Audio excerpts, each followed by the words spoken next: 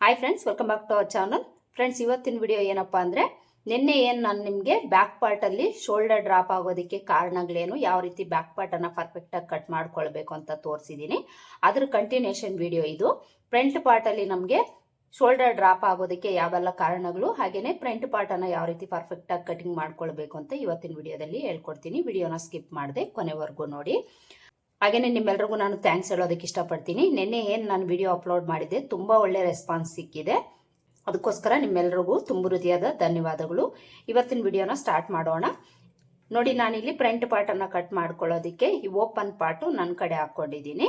2 ಲೇಯರಲ್ಲೇ ಕ್ಲಾತನ್ನು ಹಾಕ್ಕೊಂಡು open part ನಮ್ಮ ಕಡೆ ಹಾಕ್ಕೊಳ್ಬೇಕು. ಇಲ್ಲಿ ನಾವು ಫ್ರಂಟ್ ಓಪನ್ ಕೊಡೋದ್ರಿಂದ ಓಪನ್ ಪಾರ್ಟೇ ನಮ್ಮ ಕಡೆ ಹಾಕ್ಕೊಳ್ಬೇಕು. ಈ ಥರ ಹಾಕ್ಕೊಂಡು ಶೋಲ್ಡರ್ ಕಡೆ ಸ್ಟ್ರೈಟ್ ಆಗಿರೋ ಥರ ಒಂದು ಲೈನ್ ಹಾಕ್ಕೊಳ್ಬೇಕು.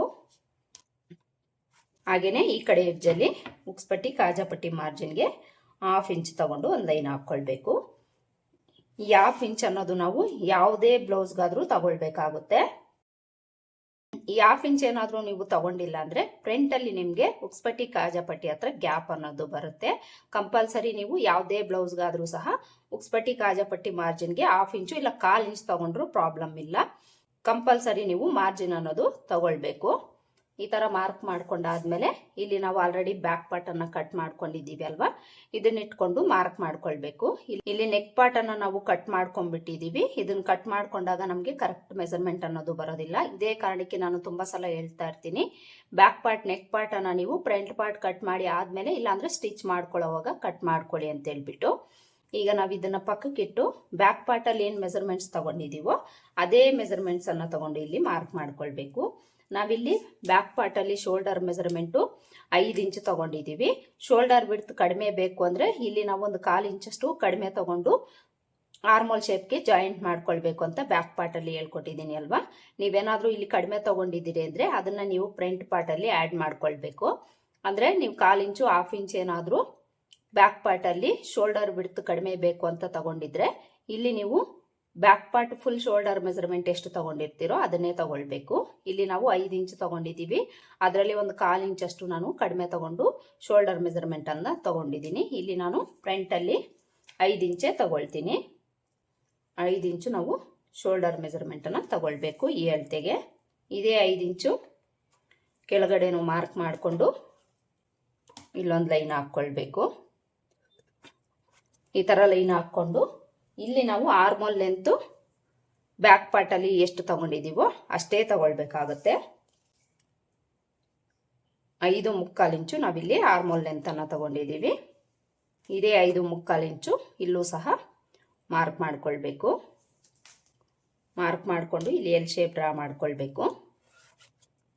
ಈ ಥರ ಎಲ್ ಶೇಪನ್ನು ಡ್ರಾ ಮಾಡಿಕೊಂಡು ಇಲ್ಲಿ ನಾವು ಚೆಸ್ಟ್ ಲೂಸನ್ನು ಮಾರ್ಕ್ ಮಾಡ್ಕೊಳ್ಬೇಕು.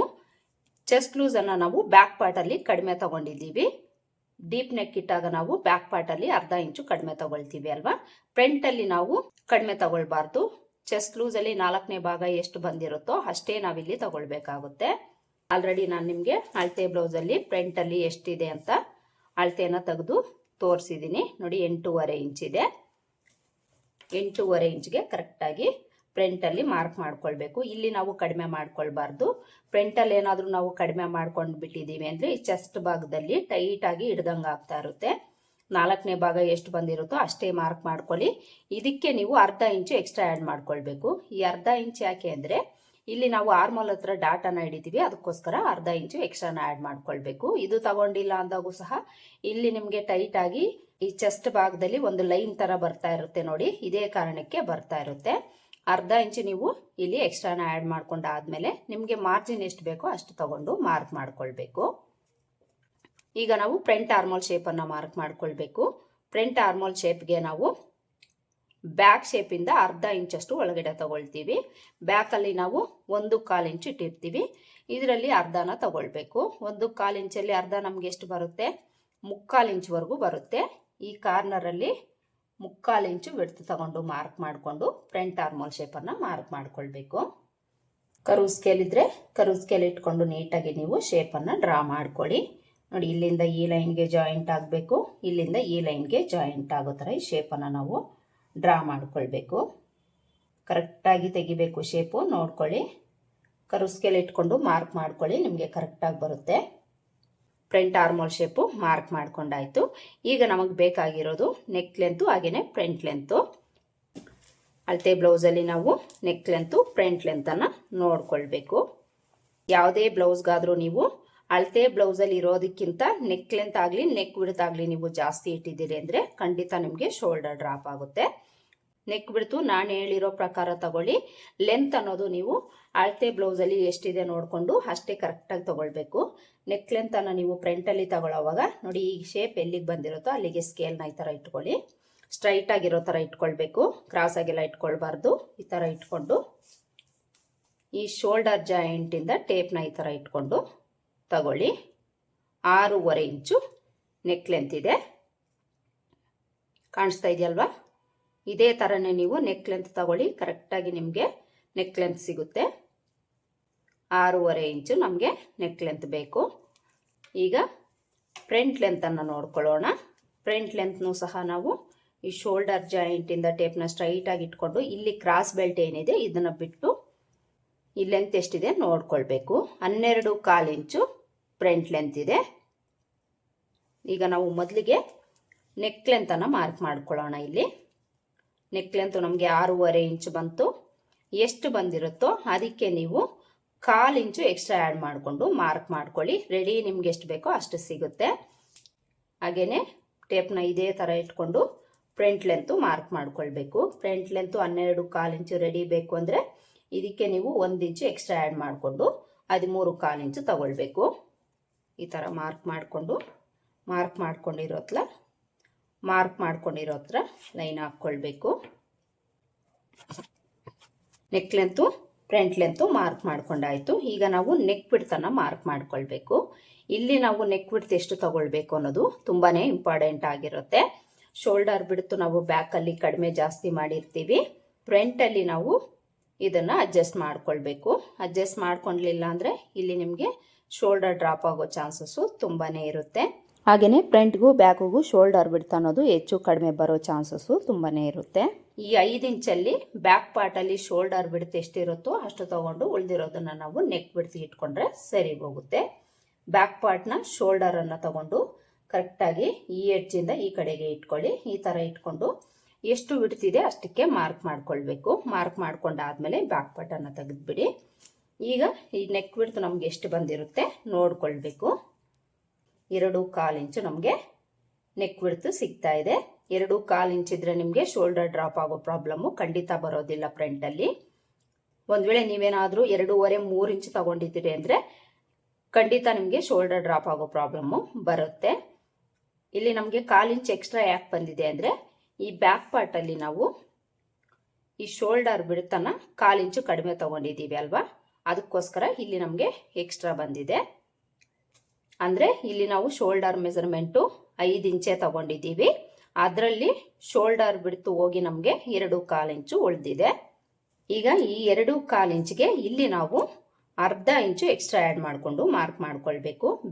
ಫ್ರಂಟ್ ಪಾರ್ಟಲ್ಲಿ ನೀವು ಇಲ್ಲಿ ಎಷ್ಟು ಇರುತ್ತೋ ಅದಕ್ಕೆ ನೀವು ಕೆಳಗಡೆ 1/2 ಇಂಚು ಮಾತ್ರನೇ ಎಕ್ಸ್ಟ್ರಾ ತಗೊಂಡು ಮಾರ್ಕ್ ಮಾಡ್ಕೊಳ್ಬೇಕು. ಬ್ಯಾಕ್ ಪಾರ್ಟಲ್ಲಿ ತಗೊಂಡಾಗೆ 3/4 ಇಂಚು 1 ಇಂಚೆಲ್ಲ ನೀವು ಬ್ರಾಡ್ ತಗೊಂಡಿದ್ದೀರಿ ಅಂದರೆ ಶೋಲ್ಡರ್ ಡ್ರಾಪ್ ಆಗುತ್ತೆ.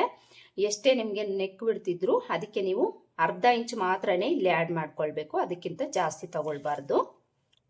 ಈ ಥರ ಮಾರ್ಕ್ ಮಾಡಿಕೊಂಡು ಇಲ್ಲೊಂದು ಬಾಕ್ಸ್ ಡ್ರಾ ಮಾಡಿಕೊಂಡು ಇದರಲ್ಲಿ ನೆಕ್ ಶೇಪನ್ನು ಡ್ರಾ ಮಾಡ್ಕೊಳ್ಬೇಕು. ಈ ಶೇಪು ಅಷ್ಟೇ, ನೀವು ತುಂಬ ಬ್ರಾಡ್ ಎಲ್ಲ ತೆಗಿಯೋಕೆ ಹೋಗಬೇಡಿ. ಫ್ರಂಟಲ್ಲಿ ಈ ಕಾರ್ನರಲ್ಲಿ 1 ಇಂಚು ಬಿಡ್ತು ಮಾತ್ರ ಇರೋ ಥರ ನೋಡಿಕೊಂಡು ಈ ಶೇಪನ್ನು ಡ್ರಾ ಮಾಡ್ಕೊಳ್ಳಿ. ತುಂಬ ಬ್ರಾಡ್ ಎಲ್ಲ ತಗೊಂಡಿದ್ದೀರಿ ಅಂದರೆ ಇದು ಒಂದು ಕಾರಣ ಆಗಿರುತ್ತೆ ಶೋಲ್ಡರ್ ಡ್ರಾಪ್ ಆಗೋದಕ್ಕೆ. ಇಲ್ಲಿ ನಾವು front neck length neck shape draw ಮಾಡ್ಕೊಂಡಾಯ್ತು. ಈಗ ನಾವು ಉಕ್ಸ್ಪಟ್ಟಿ ಕಾಜಾಪಟ್ಟಿ ಲೆಂತ್ ಮಾರ್ಕ್ ಮಾಡ್ಕೊಳ್ಳೋಣ. ಉಕ್ಸ್ಪಟ್ಟಿ ಕಾಜಾಪಟ್ಟಿ ಲೆಂತ್ ಮಾರ್ಕ್ ಮಾಡ್ಕೊಳ್ಳೋದಕ್ಕೆ ಅಳತೆ ಬ್ಲೌಸ್ ತಗೊಂಡು ಇಲ್ಲಿ ಒಂದು 1/4 ಇಂಚನ್ನು ಬಿಟ್ಟು ಇಲ್ಲಿಂದ ಕ್ರಾಸ್ ಬೆಲ್ಟ್ ಬಿಟ್ಟು ಉಕ್ಸ್ಪಟ್ಟಿ ಕಾಜಾಪಟ್ಟಿ ಲೆಂತ್ ಎಷ್ಟಿದೆ ನೋಡಿಕೊಂಡು ಮಾರ್ಕ್ ಮಾಡ್ಕೊಳ್ಳಿ. ಇಲ್ಲಿಂದ 1 ಇಂಚು ಕೆಳಗಡೆ ತಗೊಂಡು ಮಾರ್ಕ್ ಮಾಡ್ಕೊಳ್ಳಿ. ಈ 1 ಇಂಚ್ ಯಾಕೆ ಅಂದರೆ ಇಲ್ಲಿ ಡಾಟನ್ನು ಹಿಡಿತೀವಿ, ಇದರಲ್ಲಿ 1/2 ಇಂಚು ಹೋಗುತ್ತೆ, ಕ್ರಾಸ್ ಬೆಲ್ಟ್ ಅಟ್ಯಾಚ್ ಮಾಡೋದ್ರಲ್ಲಿ 1/2 ಇಂಚು ಹೋಗುತ್ತೆ, ಅದಕ್ಕೋಸ್ಕರ 1 ಇಂಚು ನಾವು ಎಕ್ಸ್ಟ್ರಾ ತಗೊಂಡು ಮಾರ್ಕ್ ಮಾಡ್ಕೊಳ್ಬೇಕು. ಈ ಥರ ಮಾರ್ಕ್ ಮಾಡ್ಕೊಂಡಾದ್ಮೇಲೆ ಇಲ್ಲಿಂದ ಇಲ್ಲೇನು ನಾವು ಎಕ್ಸ್ಟ್ರಾ ತಗೊಂಡಿದ್ದೀವೋ ಮಾರ್ಜಿನ್ಗೆ ಇದನ್ನು ಬಿಟ್ಟು 2.5 ಇಂಚಿಗೆ ಮಾರ್ಕ್ ಮಾಡ್ಕೊಳ್ಬೇಕು. ಯಾವುದೇ ಮಾರ್ಕಿಂಗ್ ಮಾಡ್ಕೊಳ್ಬೇಕಾದ್ರೂ ಸಹ ನೀವು ಈ ಮಾರ್ಜಿನ್ ಅನ್ನ ಬಿಟ್ಟೆ ಮಾರ್ಕ್ ಮಾಡ್ಕೊಳ್ಬೇಕು. ಇದನ್ನ ನೀವು ನೋಡ್ಕೊಳ್ಳಿ, ಇದನ್ನ ಸೇರಿಸಿ ನೀವು ತಗೊಳ್ಬಾರ್ದು. ಇದನ್ನ ಬಿಟ್ಟು ಈ ಕಡೆಗೆ ಮಾರ್ಕ್ ಮಾಡ್ಕೊಳ್ಬೇಕು. ಈ ತರ ಮಾರ್ಕ್ ಮಾಡಿಕೊಂಡು ಇಲ್ಲಿಂದ ಇಲ್ಲಿಗೆ ಜಾಯಿಂಟ್ ಮಾಡ್ಕೊಳ್ಬೇಕು. ಈಗ ನಾವು ಫ್ರಂಟ್ ಅಲ್ಲಿ ಡಾಟ್ಸ್ ಅನ್ನ ಮಾರ್ಕ್ ಮಾಡ್ಕೊಳ್ಬೇಕು. ಈ ಡಾಟ್ಸ್ ಅಲ್ಲಿ ಮೇನ್ ಡಾಟ್ ಅನ್ನ ನಾವು ಮೊದಲಿಗೆ ಮಾರ್ಕ್ ಮಾಡ್ಕೊಳ್ಬೇಕು. ಈ ಚೆಸ್ಟ್ ಭಾಗ ಅನ್ನೋದು ಮೇನ್ ಡಾಟ್ ಮೇಲೆ ಆಧಾರವಾಗಿರುತ್ತೆ. ಈ ಡಾಟು ಸಹ ನಾವು ಚೆಸ್ಟ್ ಲೂಸ್ ಬೇಸ್ ಮೇಲೆ ಕರೆಕ್ಟ್ ಆಗಿ ತೆಗಿಬೇಕು. ಈ ಡಾಟ್ ಅನ್ನ ನಾವು ಹೆಚ್ಚು ಕಡಿಮೆ ಮಾಡಿದೀವಿ ಅಂದ್ರೆ ಫ್ರಂಟ್ ಅಲ್ಲಿ ಫಿಟ್ಟಿಂಗ್ ಬರೋದಿಲ್ಲ, ಹಾಗೇನೆ ಶೋಲ್ಡರ್ ಡ್ರಾಪ್ ಆಗೋದಕ್ಕೂ ಕಾರಣ ಆಗಿರುತ್ತೆ. ಇಲ್ಲಿ ಯಾವಾಗ ನಮ್ಗೆ ಲೂಸ್ ಬರುತ್ತೋ ಆಗ ನಮ್ಗೆ ಶೋಲ್ಡರ್ ಡ್ರಾಪ್ ಆಗೋ ಚಾನ್ಸಸ್ ಇರುತ್ತೆ. ಕಡಿಮೆ ಇಟ್ಟರೆ ಟೈಟ್ ಆಗುತ್ತೆ, ಲೂಸ್ ಇಟ್ಟಿದೀವಿ ಅಂದ್ರೆ ಲೂಸ್ ಆಗಿ ಶೋಲ್ಡರ್ ಡ್ರಾಪ್ ಆಗೋ ಪ್ರಾಬ್ಲಮ್ ಬರುತ್ತೆ. ಚೆಸ್ಟ್ ಭಾಗದಲ್ಲಿ ಲೂಸ್ ಆಗಿ ಇರುತ್ತೆ. ಹಾಗಾದ್ರೆ ಇಲ್ಲಿ ನಾವು ಮೈನ್ ಡಾಟ್ ನ ಬಿಡ್ತು ಈ ಅಳತೆಗೆ ಎಷ್ಟು ತಗೊಳ್ಬೇಕು ಅಂತ ನೋಡೋಣ. ಇದೇ ಸುತ್ತಳತೆ ಬಂದು 34 ಇಂಚಿದೆ. 34 ಎದೆ ಸುತ್ತಳತೆಗೆ ನಾವಿಲ್ಲಿ 2.25 ಇಂಚು ಡಾಟ್ ಬಿಡ್ತನ್ನ ತಗೊಳ್ಬೇಕು. ಒಂದ್ ವೇಳೆ ಚೆಸ್ಟ್ ಭಾಗ ತುಂಬಾ ಕಡಿಮೆ ಇದೆ ಅನ್ಕೊಳ್ಳಿ, ಆಗ ನೀವು 2 ಇಂಚ್ ಮಾತ್ರನೇ ತಗೊಳ್ಳಿ. ಇಲ್ಲ ಮೀಡಿಯಂ ಆಗಿ ನಾರ್ಮಲ್ ಆಗಿದೆ ಈ ಅಳತೆಗೆ ಬಾಡಿ ಸೈಜು ಅಂದ್ರೆ 2.25 ಇಂಚು ಯಾರಿಗಾದ್ರೂ ಸರಿ ಹೋಗುತ್ತೆ. ಕೆಲವ್ರಿಗೆ ಚೆಸ್ಟ್ ಭಾಗ ಕಡಿಮೆನೂ ಇರ್ಬೋದು, ಕೆಲವ್ರಿಗೆ ಜಾಸ್ತಿನೂ ಇರ್ಬೋದು. ಇದೇ ಸೈಜ್ಗೆನೆ, ಅದಕ್ಕೋಸ್ಕರ ಹೇಳ್ತಾ ಇದ್ದೀನಿ. ಕಡಿಮೆ ಇದೆ, ಸ್ವಲ್ಪ ಲೂಸ್ ಆಗ್ತಾ ಇದೆ ಅಂದ್ರೆ 2 ಇಂಚ್ ಮಾತ್ರ ತಗೊಳ್ಳಿ. ಇಲ್ಲ ಟೈಟ್ ಆಗ್ತಾ ಇದೆ ಅಂದ್ರೆ 2.25 ಇಂಚ್ಗೆ 1/4 ಇಂಚ್ ಆಡ್ ಮಾಡ್ಕೊಂಡು 2.5 ಇಂಚ್ ತಗೊಳ್ಳಿ, ಸರಿ ಹೋಗುತ್ತೆ. ಇದರಲ್ಲಿ ಅರ್ಧಕ್ಕೊಂದು ಮಾರ್ಕ್ ಮಾಡ್ಕೊಳ್ಬೇಕು. ಮಾರ್ಕ್ ಮಾಡಿಕೊಂಡು ಇಲ್ಲಿ ಸ್ಟ್ರೈಟ್ ಆಗಿ ಒಂದು ಲೈನ್ ಹಾಕೊಂಡು ಡಾಟ್ ಲೆಂತ್ 2.5 ಇಂದ 2.25 ಇಂಚು ತಗೊಳ್ಬೋದು. ಲೆಂತ್ ಮಾರ್ಕ್ ಮಾಡ್ಕೊಂಡಾದ್ಮೇಲೆ ಇದಕ್ಕೆ ಜಾಯಿಂಟ್ ಮಾಡ್ಕೊಳ್ಳಿ. ಮೈನ್ ಡಾಟ್ ಅನ್ನ ಮಾರ್ಕ್ ಮಾಡ್ಕೊಂಡಾಯ್ತು. ಈ ಮೈನ್ ಡಾಟ್ ಅನ್ನೋದು ತುಂಬಾನೇ ಇಂಪಾರ್ಟೆಂಟ್. ಫ್ರಂಟ್ ಅಲ್ಲಿ ಉಕ್ಸ್ಪಟ್ಟಿ ಕಡೆ ಡಾಟ್ ಆಗ್ಲಿ ಆರ್ಮೋಲ್ ಡಾಟ್ ಆಗ್ಲಿ ಅಷ್ಟು ನಮ್ಗೆ ವರ್ಕ್ ಆಗೋದಿಲ್ಲ, ಆದ್ರೆ ಮೈನ್ ಡಾಟ್ ಮಾತ್ರ ತುಂಬಾನೇ ಇಂಪಾರ್ಟೆಂಟ್ ಆಗಿರುತ್ತೆ. ಫ್ರಂಟ್ ಪಾರ್ಟ್ ಅಲ್ಲಿ ನಮ್ಗೆ ಫಿಟ್ಟಿಂಗ್ ಕರೆಕ್ಟ್ ಆಗಿ ಬರಬೇಕು ಅಂದ್ರೆ ಮೈನ್ ಡಾಟ್ ಅನ್ನ ಮಾರ್ಕ್ ಮಾಡ್ಕೊಂಡಾದ್ಮೇಲೆ ಈಗ ಈ ಸೈಡ್ ಲೆಂತ್ ಅನ್ನ ತಗೊಳ್ಬೇಕು. ಸೈಡ್ ಅಲ್ಲಿ ಲೆಂತ್ ಅನ್ನ ನೀವು ಅಳತೆ ಬ್ಲೌಸ್ ಇದ್ರೆ ಅಳತೆ ಬ್ಲೌಸ್ ಇಟ್ಕೊಂಡೆ ಮಾರ್ಕ್ ಮಾಡ್ಕೊಳ್ಳಿ. ಇಲ್ಲಾಂದ್ರೆ ಇಲ್ಲಿಂದ 1 ಇಂಚ್ ಅಷ್ಟು ಮೇಲಕ್ಕೆ ಮಾರ್ಕ್ ಮಾಡ್ಕೊಳ್ಳಿ, ಸರಿ ಹೋಗುತ್ತೆ. ಅಳತೆ ಬ್ಲೌಸ್ ಅಲ್ಲಿ ಯಾವ ರೀತಿ ತಗೊಳ್ಳೋದು ಅಂದ್ರೆ ಇಲ್ಲಿಂದ ಒಂದು ಅರ್ಧ ಇಂಚಷ್ಟು ಕೆಳಗಡೆಗೆ ಮಾರ್ಕ್ ಮಾಡಿಕೊಂಡು ಈ ಲೆಂತ್ ಎಷ್ಟಿದೆ ನೋಡ್ಕೊಂಡು ಮಾರ್ಕ್ ಮಾಡಿಕೊಂಡು ಅಲ್ಲಿಂದ ಅರ್ಧ ಇಂಚಷ್ಟು ಕೆಳಗಡೆಗೆ ಮಾರ್ಕ್ ಮಾಡ್ಕೊಳ್ಬೇಕು, ಸರಿ ಹೋಗುತ್ತೆ. ಮಾರ್ಕ್ ಮಾಡಿಕೊಂಡು ಇಲ್ಲಿಂದ ಇದಕ್ಕೆ ಜಾಯಿಂಟ್ ಆಗೋ ತರ ಒಂದು ಲೈನ್ ಹಾಕೊಳ್ಬೇಕು. ಡಾಟ್ ಕೆಳಗಡೆ ಒಂಚೂರು ಶೇಪ್ ಕೊಟ್ಟು ಈ ರೀತಿ ಡ್ರಾ ಮಾಡ್ಕೊಳ್ಳಿ. ಇದಿಷ್ಟು ಮಾರ್ಕ್ ಮಾಡಿಕೊಂಡು ಈಗ ನಾವು ಈ ಲೈನ್ ಹತ್ರ ಸೊಂಟದ ಲೂಸ್ ಅನ್ನ ಮಾರ್ಕ್ ಮಾಡ್ಕೊಳ್ಬೇಕು. ಈ ಸೊಂಟದ ಲೂಸು ಅಷ್ಟೇನೆ ಬ್ಯಾಕ್ ಪಾರ್ಟ್ ಅಲ್ಲಿ ನೀವು ಎಷ್ಟಿಟ್ಟಿರ್ತೀರೋ ಸೇಮ್ ವಿಡ್ತನ್ನ ಇಟ್ಕೊಳ್ಬೇಕು. ಆಗ್ಲೇ ನಿಮ್ಗೆ ಫ್ರಂಟ್ ಅಲ್ಲಿ ಉಕ್ಸ್ಪಟ್ಟಿ ಕಾಜಾಪಟ್ಟಿ ಹತ್ರ ಗ್ಯಾಪ್ ಬರುತ್ತೆ, ಪರ್ಫೆಕ್ಟ್ ಆಗಿ ಬರುತ್ತೆ.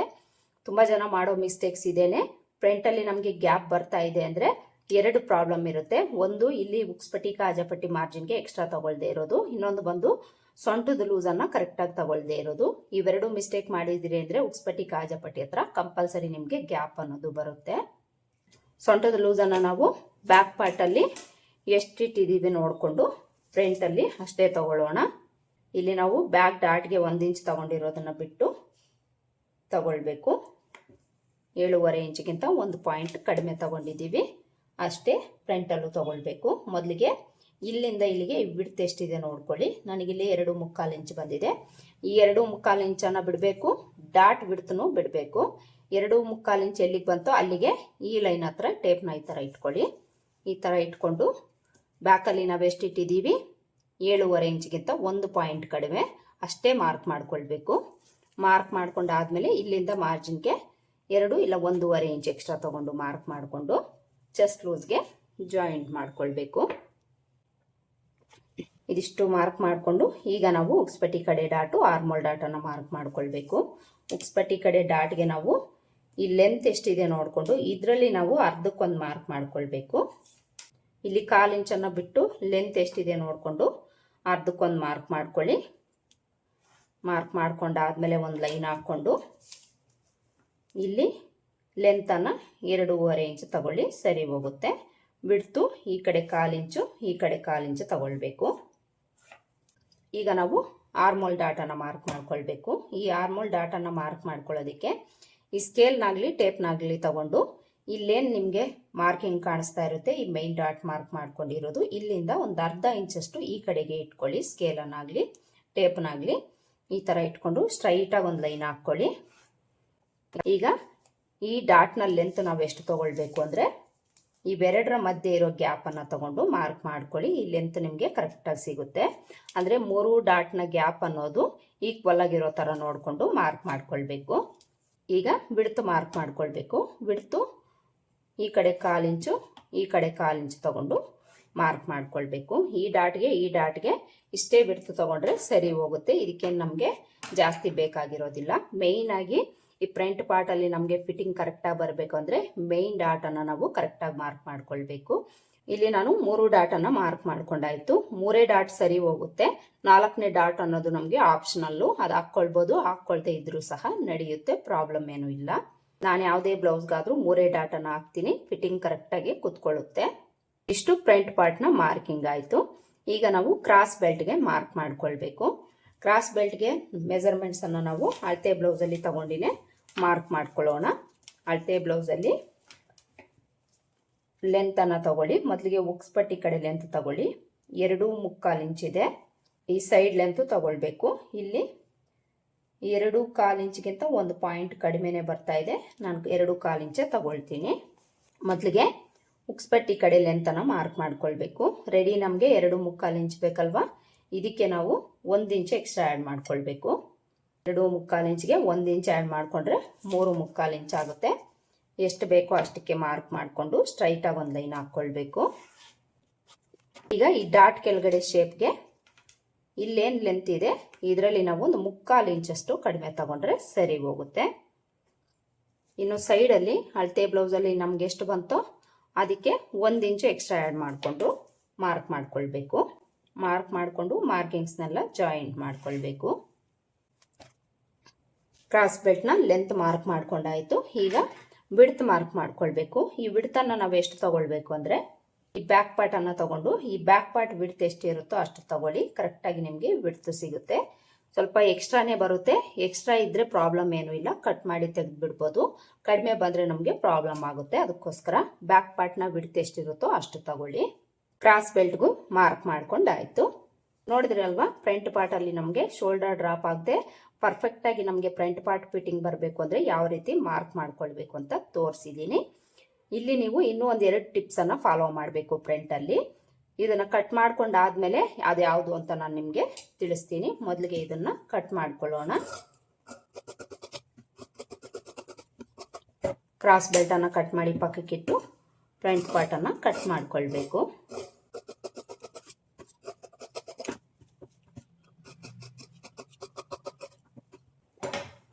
ನೋಡಿ, ಇಲ್ಲಿ ನಾವು ಫ್ರಂಟ್ ಪಾರ್ಟನ್ನು ಕಟ್ ಮಾಡ್ಕೊಂಡಾಯ್ತು. ಈ ಥರ ಕಟ್ ಮಾಡ್ಕೊಂಡಾದ್ಮೇಲೆ ಡಾಟ್ಸ್ ಮಾರ್ಕ್ ಮಾಡ್ಕೊಂಡಿರೋ ಹತ್ರ ನಾಚ್ ಹಾಕ್ಕೊಳ್ಬೇಕು. ಈಗ ಈ ಫ್ರಂಟಲ್ಲಿ ನಾನು ಇನ್ನೂ 1-2 ಪಾಯಿಂಟ್ ಇದೆ ತಿಳಿಸ್ತೀನಿ ಅಂತ ಹೇಳಿದ್ದೀನಿ ಅಲ್ವಾ, ಅವೆರಡೂ ಏನು ಅಂದರೆ ಈ ನೆಕ್ ಹತ್ರ ನಾವು ಕಂಪಲ್ಸರಿ 1/4 ಇಂಚು ಡೌನ್ ಮಾಡ್ಕೊಳ್ಬೇಕು. ಇದನ್ನು ನೀವು ಸ್ಕಿಪ್ ಮಾಡೋ ಹಾಗೆ ಇಲ್ಲ. ಫ್ರಂಟಲ್ಲಾಗಲಿ ಬ್ಯಾಕಲ್ಲಾಗಲಿ ಈ 1/4 ಇಂಚು ಕಟ್ ಮಾಡ್ಕೊಳ್ಳೋದನ್ನು ಸ್ಕಿಪ್ ಮಾಡೋ ಹಾಗೆ ಇಲ್ಲ. ನೆಕ್ ಪಾರ್ಟ್ ಸ್ಟಿಚ್ ಮಾಡ್ಕೊಂಡಾಗ ಫ್ರಂಟು ಬ್ಯಾಕು ಎರಡೂ ಸಹ ಎಕ್ಸ್ಪೆಂಡ್ ಆಗಿ ಕ್ಲಾತ್ ನಮಗೆ ಎಕ್ಸ್ಟ್ರಾ ಬಂದು ಶೋಲ್ಡರ್ ಡ್ರಾಪ್ ಆಗೋ ಪ್ರಾಬ್ಲಮ್ಮು ಹೆಚ್ಚಾಗಿ ಬರುತ್ತೆ.